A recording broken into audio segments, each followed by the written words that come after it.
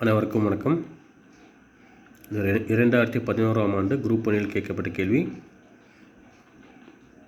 Tamil Nadu is a major producer of sunflower, onion, cotton, sugar cane.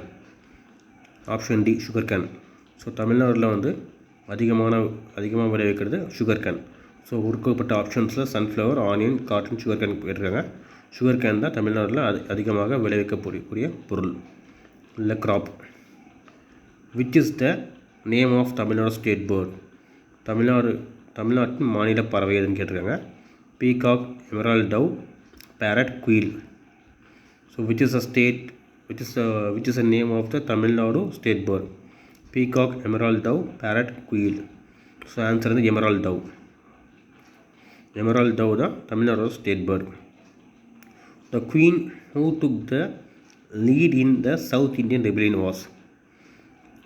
The queen who took the lead in the South Indian rebellion was? So தென்னகத்து புரட்சி இல்லை தென்னிந்திய புரட்சின்னு சொல்லுவாங்க.